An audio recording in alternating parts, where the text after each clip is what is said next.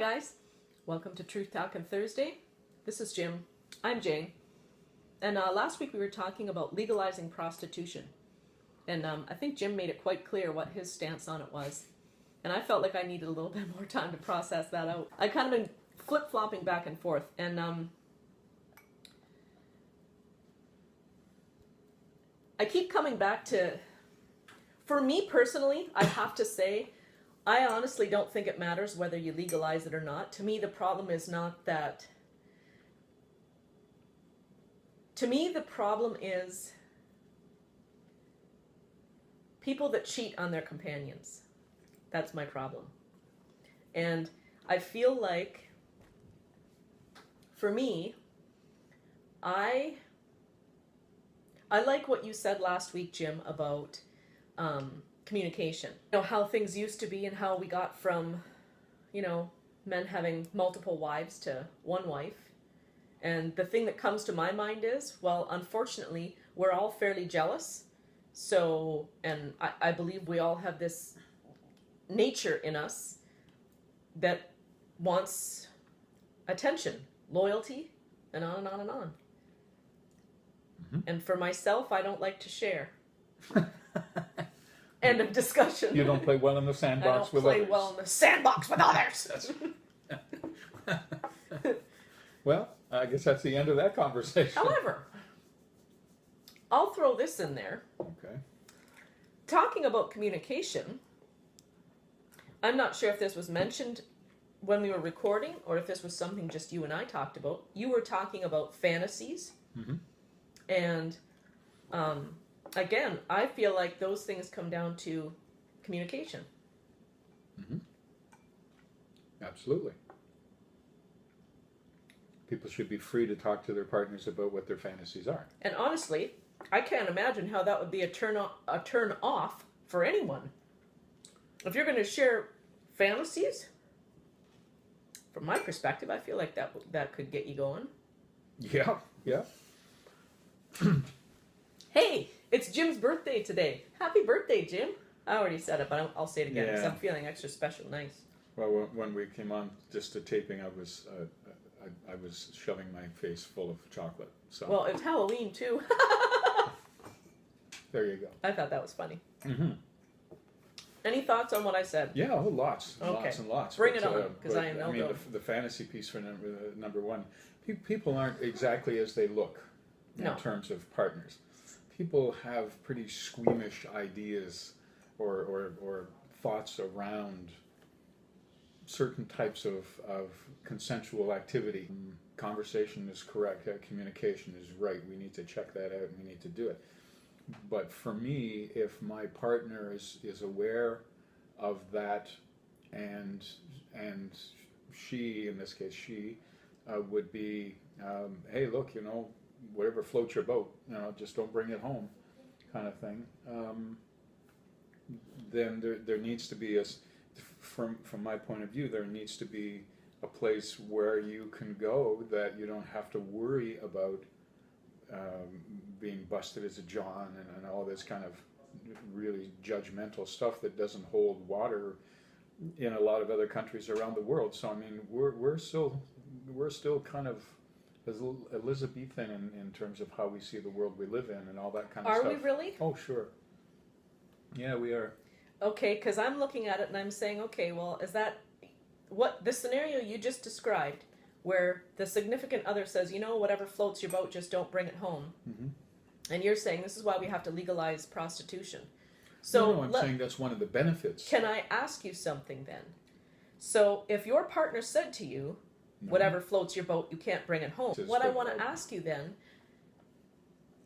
is, would you say this is why there are so many extramarital affairs that happen, and it happens between friends and friends of friends? And I would say that's not. And you think legalizing prostitution would help that? Sure. I don't think it would at all. I do.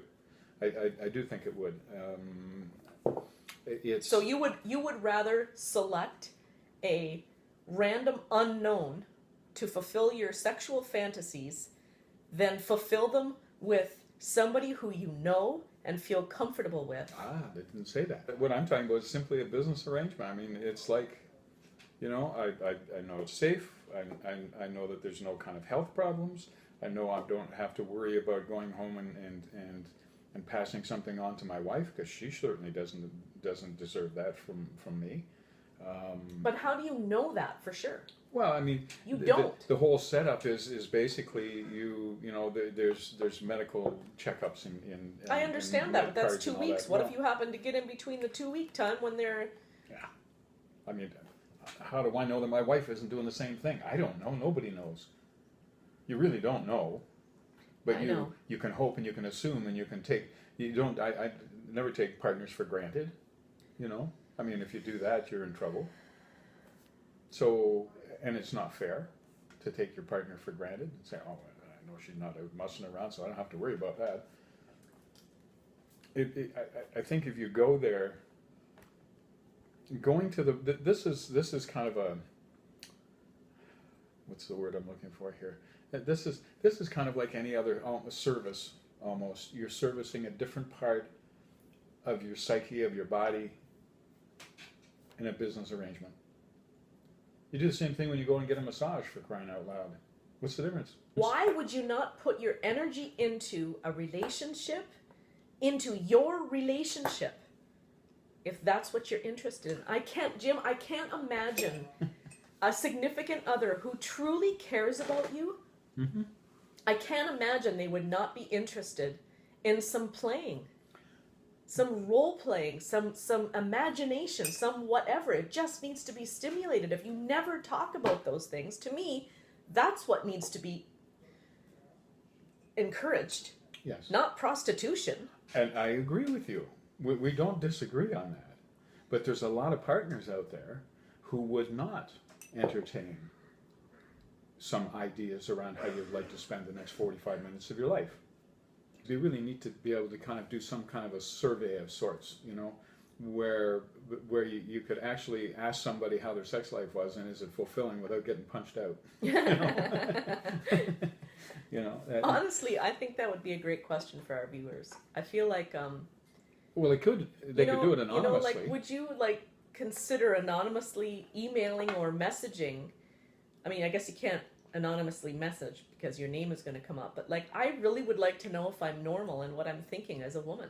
So if any of you women out there would care to share your thoughts or feelings with me on this issue, I would really love to hear them, because I think there is a difference. I think Jim and I think a lot alike about things, but I understand where he's coming from. I do, but from my experience, I refuse to give into that. I would love to know what is absolutely. Normal, because I know that I have a really hard time now, more so than I think I used to.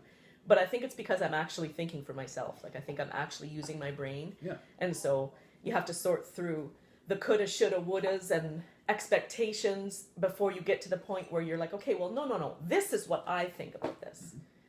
Mm-hmm. And there's nothing right or wrong about what you're thinking. Why is it so different that somebody is using one part of their anatomy but can't use another part of their anatomy to make a living?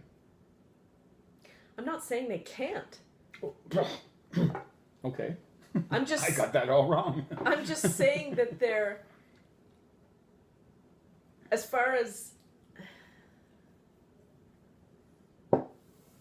I'm saying that I see a big difference between You're confusing. Getting a massage and sex. Mm-hmm. Fly, an angel will die, covered in white, closed eye and hoping